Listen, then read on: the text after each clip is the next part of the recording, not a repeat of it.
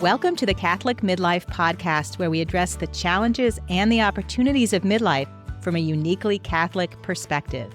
This is the time, my friends, for a deeper renewal of your Christian vocation.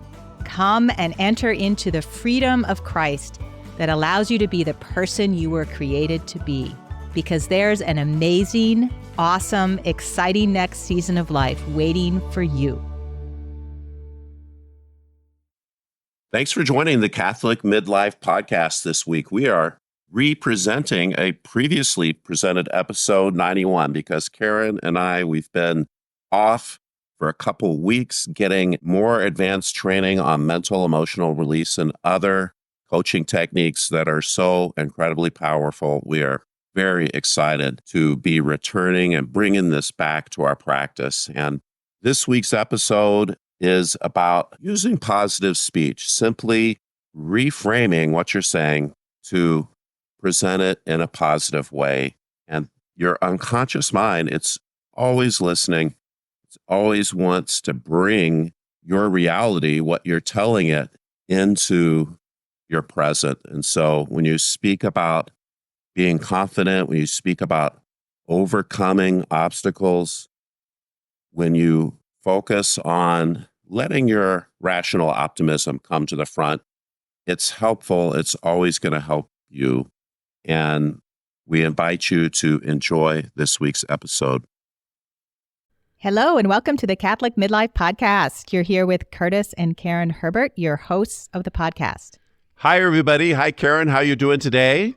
Doing very well, thank you. That's great. We heard from a listener. Karen, you remember getting stopped at church? Yeah. The man that stopped us said, "Hey, I just want to let you know, I listened to that podcast. I bet you're wondering, is there anybody on the other end of this microphone?" Yes, said, I do wonder that, actually. Yes, sometimes we wonder that. Thank you so much for the encouragement. Yes. And we want to share encouragement with you, our listeners. And this is a great week to polish your positive language praxis. Oh. You can work on being positive. You'll probably be pleased. Holy cow, you're really going for the alliteration. Way Yes, to go. exactly. I was inspired by Paul Allen, who's our local football announcer. He uses big words like praxis. Oh, taking your tips from the pros. Yes, exactly. And we're going to talk about language. And one reason is that our unconscious minds, they listen to what we have to say and they want to make it happen. They respond to the direction we give them. They're like big friendly elephants. They have big ears. Oh, what are we saying? Oh, maybe I should do that if I want to. Now, Karen, there's endless stories of people being primed with words before undertaking a task. And I like these studies. They really illustrate how your unconscious mind is listening. And these psychology studies are always so hilarious because they're sneaky. What I like about them is they always tell you they're testing for one thing, but they're never testing for that. It's always misdirection. Exactly. So here's one if you're ready. The scientists, they exposed people to hostile words and then measured their subsequent aggressiveness. So the game was they would get these scrambled words and they had to rearrange them into sentences. So for instance, door the fix had to be unscrambled to be fix the door. Or hit he them became he hit them. And then somehow in some curious segue, all the subjects that participated in that innocuous task were asked to deliver 20 electric shocks to a fellow subject. Say, before you go, would you like to administer 20 electric shocks to one of your fellow subjects? I'm not sure this would be legal nowadays. Prior exposure to the violence-linked words led to how much of a jump in intensity? 48%, almost half extra. You mean they would deliver higher electric shocks? Yeah, so the people that were primed with words like hit and punch and aggressive words, unconsciously were going to dish out more intense shocks to their buddies. Interesting.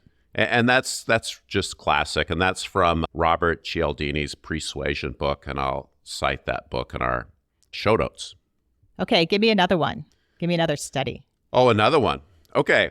So if you're done with the violence, we can go on to achievement. Oh. Everybody likes achievement. Do you like achievement? I do. Yeah. Who doesn't like achievement? Exposing individuals to words that connote achievement, like win, attain, succeed, master, stuff like that. It increases their performance on an assigned task. So again, this is the busy social scientist. And it more than doubles their willingness to keep working at it, at least in this situation that was tested. So the situation was a call center. Yeah. So you're the university alumnus, and you find yourself in this big group, and they serve you this piece of paper with all the talking points for their fundraising drive. And you're the lucky volunteer that gets to call other people and say, hey, sorry to interrupt your dinner, but have you thought about giving to the university?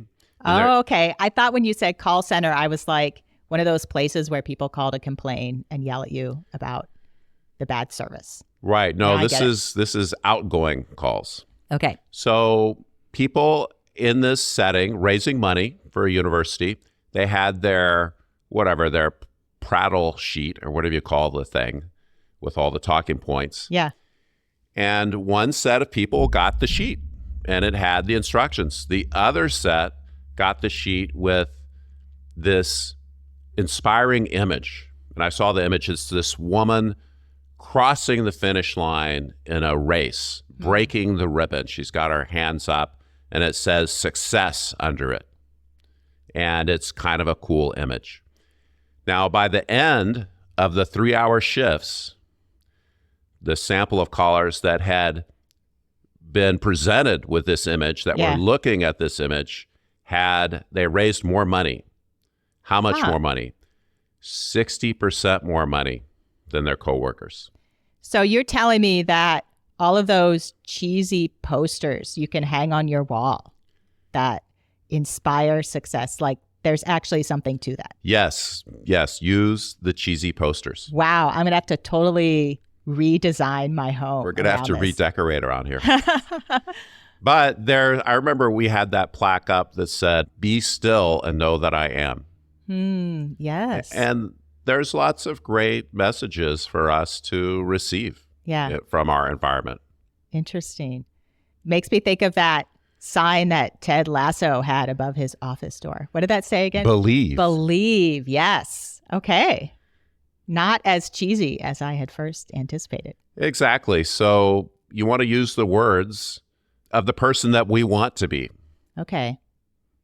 So if I'm trying to step into, my better self, that I should use the words of that better self with myself. Right. Okay. I'm totally jiving with you here because I do totally agree that what we tell ourselves, either like internally or out loud, the things that we're saying to ourselves with our language, they do affect the direction and focus that we're giving to our life. I mean, it matters. They do. And if you listen to yourself during the week and see how much of your language is positive and how much of it is creating positive emotion and optimism compared to the flip side, you might be surprised. And in some sense, this is kind of bad news for me because historically, I'm kind of the curmudgeon. That's sort of the role that is just tailor-made for me. All my little comments, and it can be entertaining, but it has its price, and it can wear people down. And I'm not the curmudgeon I used to be. It's true. But all that grumpy, stoic language is not as helpful as simply helping your unconscious mind, which is listening, realize, hey, I want some things. We can do some things. We have some hope. We could have some achievement. We have a new day. Right. And new opportunities.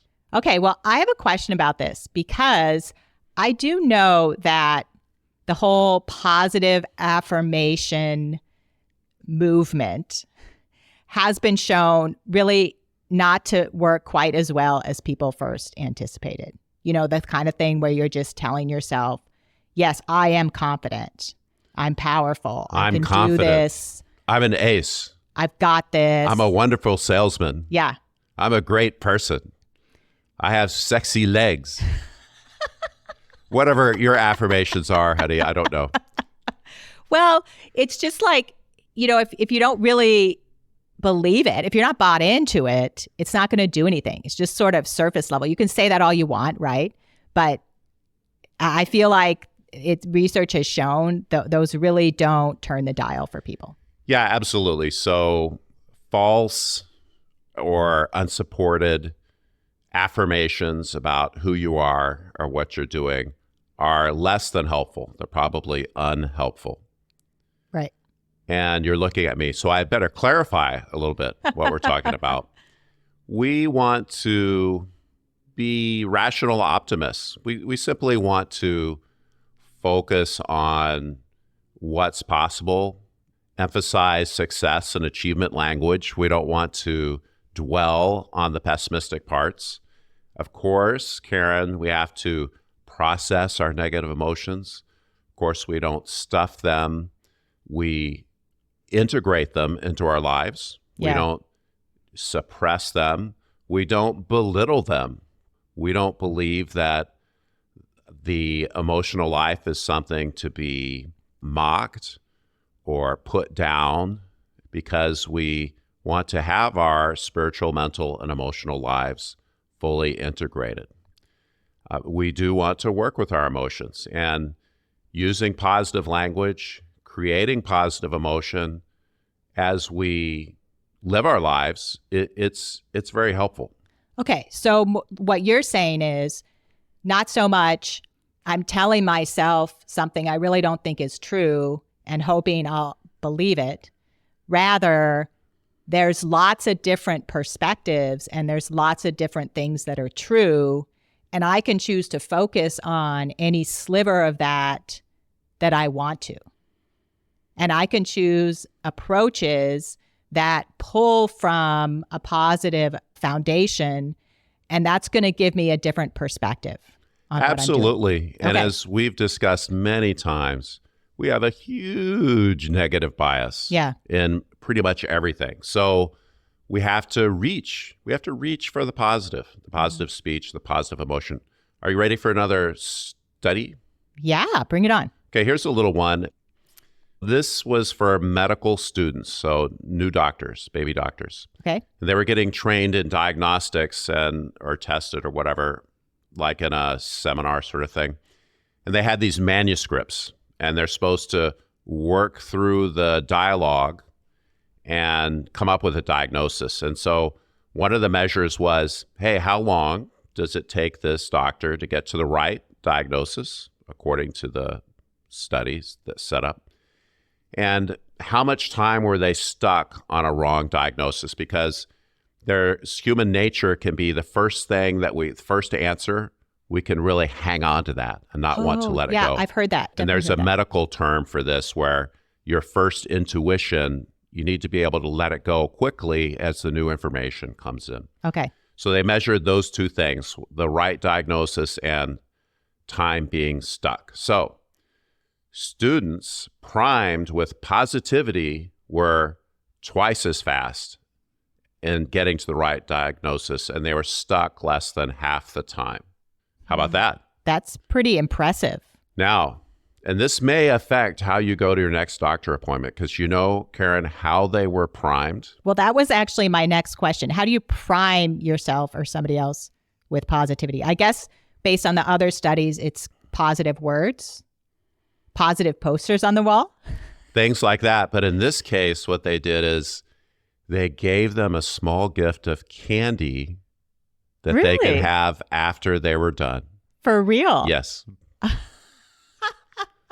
So just having the small gift of candy gave them positivity. It just moved their outlook to the positive.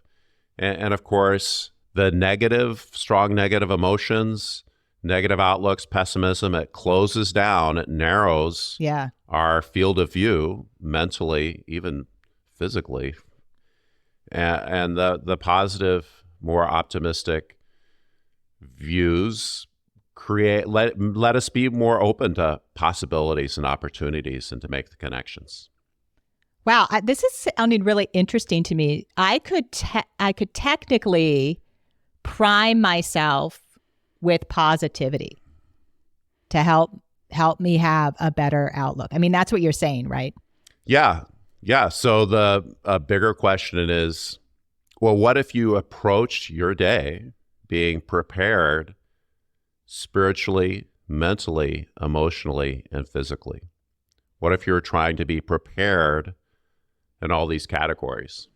Now, Karen, part of this, what we're talking about is you can help to summon the emotions that are going to help you in a situation. And positive language is kind of just an easy entry point into that. And I know that when I was getting coaching training, I resisted the invitations to shift my emotions, just to be sitting there and shift my emotions from one state to another. And of course, I was being asked to have a more positive outlook so I could see more possibilities, so I could perform better, so I could show up as the person I want to be. And I resisted that. But finally, I realized, wait a minute, I'm used to shifting my emotions. I'm used to shifting my mindset. Every time I sit down to do a task, I clean my desk and I create the frame of mind that I know is going to be most helpful for that type of work, be it grinding or creativity or what have you. And being willing to move my emotional state is an important part of me being able to show up mentally and emotionally as the person that I want to be, as that person of virtue that's living out all my spiritual aspirations. Right. I know what you're saying about the emotion, because we're totally able to access emotions that can serve us in a certain situation. So I'm thinking, for example, maybe there's something I need to do and I don't feel totally confident about it. However, I do have confidence. Like, I can access the emotion of confidence and bring that to the task, and it opens me up to a lot more learning than if I'm telling myself, I can't do this. I don't have the skills, or this is just going to be a big mess and I'm going to have to clean it up. Absolutely. That's one example of a positive emotion that you can shift into so you can show up at your best. Yeah. And how we show up, our language and our emotions and all these, the positive aspects of it matters. Good leaders understand this. They understand this very well. You're getting better results from your team, from the people around you in the moment, in the long term. I mean, like, workplace morale matters. It totally matters. It matters a lot. And as we sit here, we're thinking, oh, yes, of course, it's so obvious. But think about all the work situations you've been in where the management is just grumpy and they're showing up and it's sort of like, you better get this right or else. Yeah. Or you messed this up. You're a big loser. So now go do well. Like, boy, I'm a great manager. I really motivated that employee. They're really going to want to fix that problem. So even though we know intuitively that, hey, this positivity, it is powerful stuff, we don't implement it. We maybe don't know how, or it's, I don't know, not top of mind. So if I'm going to look at the next week and think about how am I going to implement a little more positivity, do you have like one suggestion? No, that's too big of a challenge for me. Oh.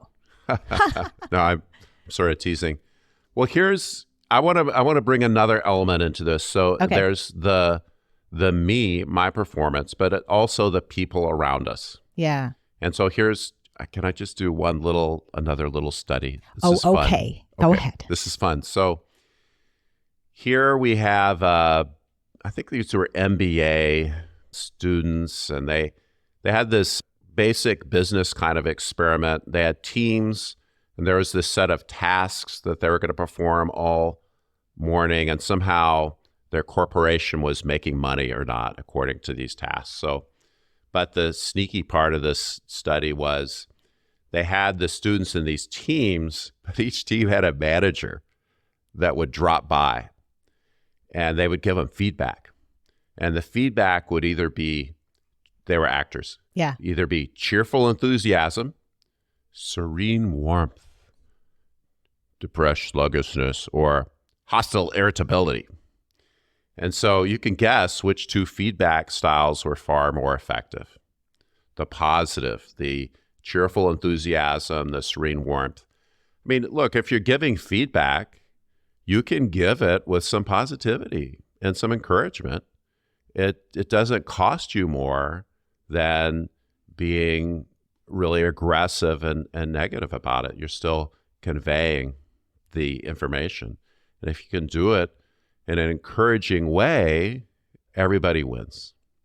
I really like this, especially because from my self-compassion lens, I'm thinking about all the times I'm giving feedback to myself about what's happening around me and how I'm doing and whether I'm being effective and whether I think I'm messing up. And I can give myself that feedback positively, or I could give it to myself negatively.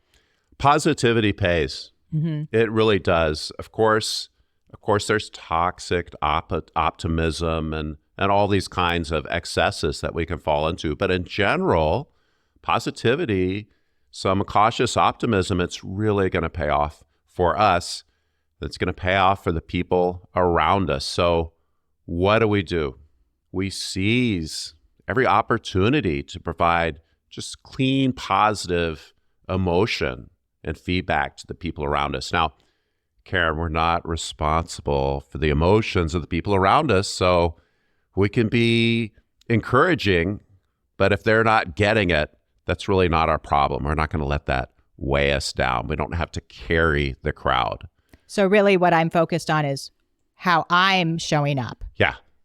So I'm going to situation. show up and I'm going to try to carry the positivity. I'm going to use positive words, success kinds of words. When I find myself dwelling excessively on the negative, I'm going to look for that different perspective. I'm going to frame my thoughts and ambitions in positive things that I'm trying to do or accomplish, as opposed to avoiding or being discouraging. Okay, so I'm hearing a couple things that our listeners could take into the next week. One is pay attention to what you're saying and how you're saying it, and whether it's focusing on the negative or focusing on the positive.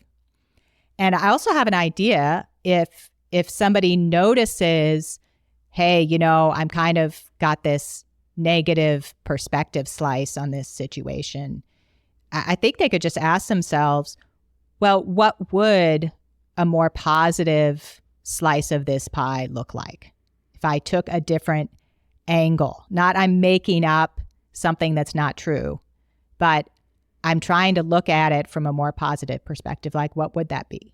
That is great, Karen. I like that. It is a week. Take the week to listen to yourself, because your unconscious is listening. It's always listening. It's going to help you. It wants to help you. Focus on the positive things so it can help you positively, and work on this being positive. I love You'll it. probably be pleased. And here's something else you can do this week. Think of one friend that you know will enjoy this podcast and has not heard of it, and tell that friend to come on over to their favorite podcast platform and check out the Catholic Midlife Podcast.